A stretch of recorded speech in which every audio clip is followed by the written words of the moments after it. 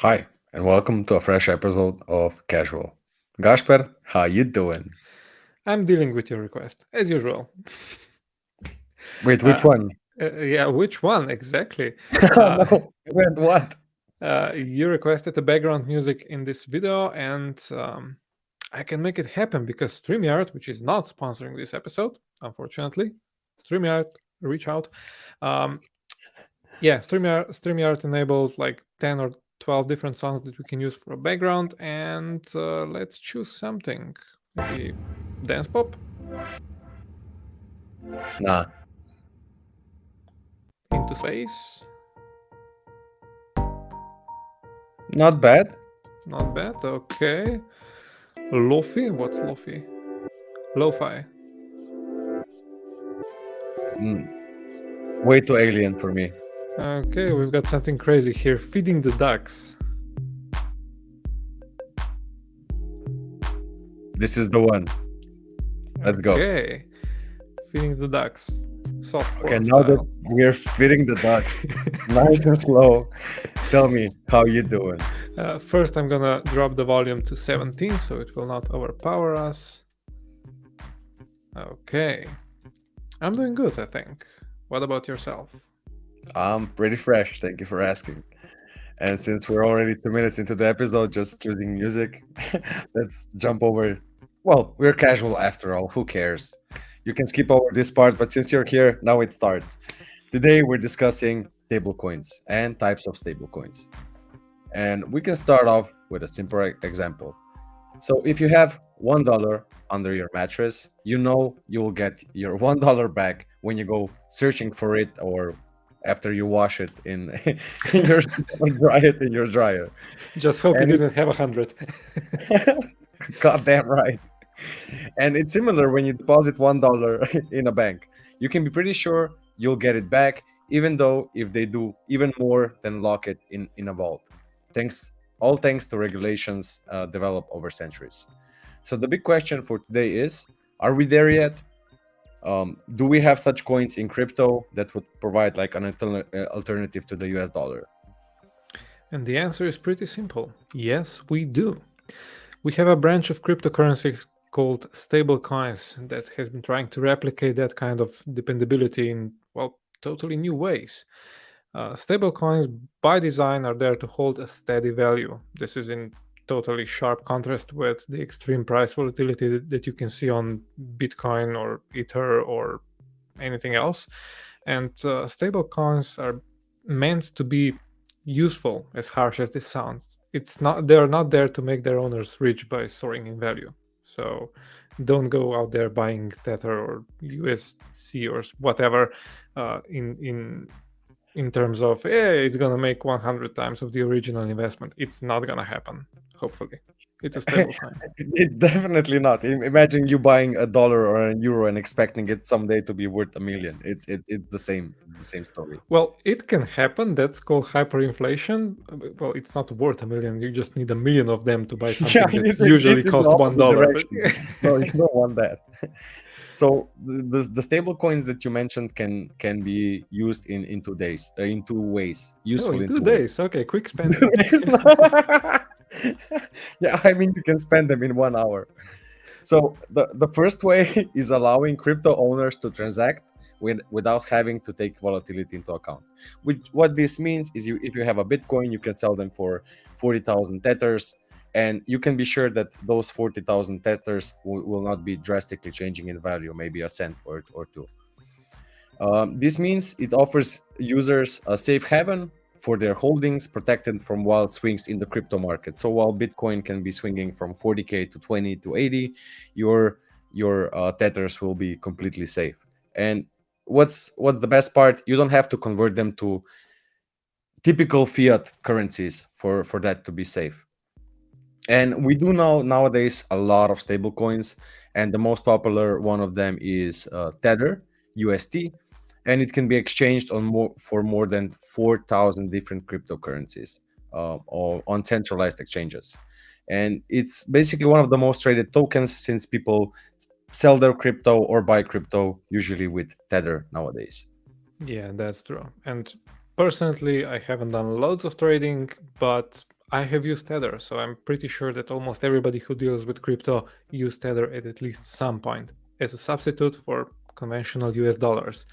The point is that it can be easily transferred between exchanges or people instead of transferring money through banks. It's totally easy to buy, totally easy to sell, and it's available at your local neighborhood centralized exchange. It's often used as a way to hold money on exchanges when traders feel that the market is extremely volatile and they need something stable and they don't want to transfer everything to fiat. And Tether is one of the biggest cryptocurrencies. We've got over, I think, 70 or 80 billion worth of Tether in circulation, which is a lot. And while Tether is the biggest and the oldest stablecoin, we have to know that there are more than 40, 50 stablecoins trading, and not all of them are being pegged to US dollars. Some of them are pegged to sovereign currencies or gold or silver or whatever, basically. Yeah, so in regards to having so many stable coins on the market nowadays that are actually pegged or backed by something that is kind of guaranteed to not lose value, it really does bring a lot of interesting room for interesting projects and the use of non-custodial wallets, which brings me back Throwback. throwback to our episode on non-custodial wallets, episode 8 or maybe 7 or 9. If you're not sure, check all three or check the title. The more views, the merrier for us. Yeah, check the whole season 1. We've got 22 episodes for you. 22. It shouldn't take more than 5 minutes of your time if you like fast forward 7 times on the video. So and why I say there's a lot of room for interesting projects is because stable coins are actually, well, you guessed it, stable.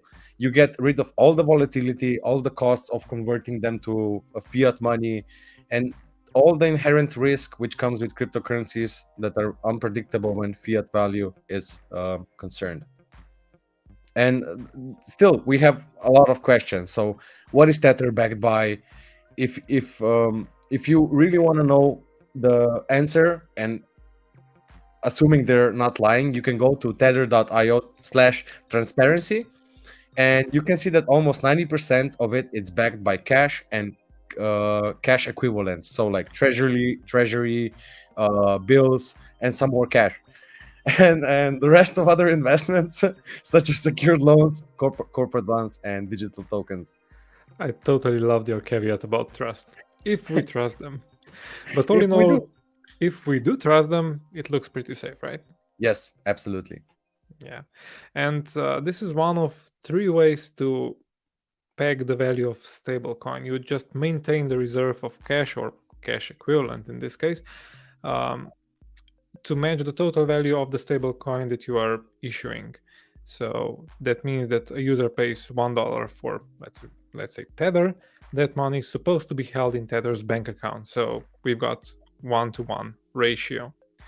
There's also a second way of holding the value, and this is by maintaining a reserve of cryptocurrencies rather than traditional money. In this case, the stablecoin needs to be, well, difficult word, over collateralized, which means that we need to hold the reserve larger than the actual value of the stablecoin to compensate for volatility. A bit more complicated than just having 1-on-1 ratio, but it works. Example of that is MakerDAO's DAI. Yeah.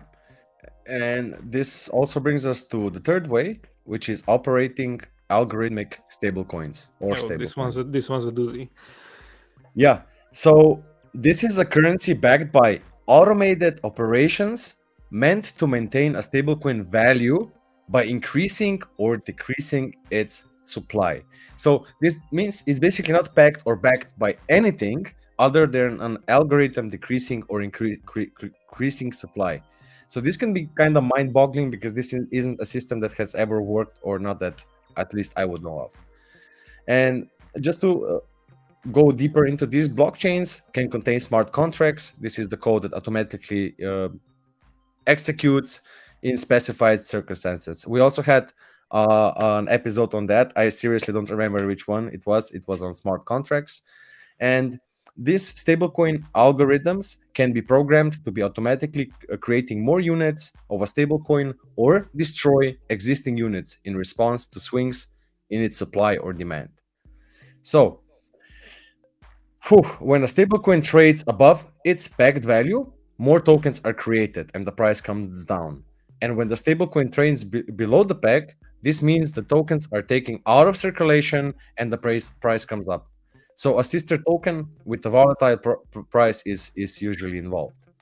Yeah, when you mentioned that it's not backed by anything else, that's true, but you can also impact the value of one of the pairs by buying it or selling it with the resources that you already have. So Yeah. if you created a token or a pair of tokens that is operated on algorithmic logic, then you can still impact the value of those by selling loads of it or buying loads of it. Yeah, By the just way, to add, yeah, just to add, what I meant was they're not backed by anything government like official, yeah, like Tether. So yeah, that was a mishap on my behalf. But yeah, what you mentioned right now, that yeah, it definitely sounds familiar. yeah. Tum tum tum. Terra Luna. Oh goddamn! Like, subscribe, and share, folks. That's it. Bye bye.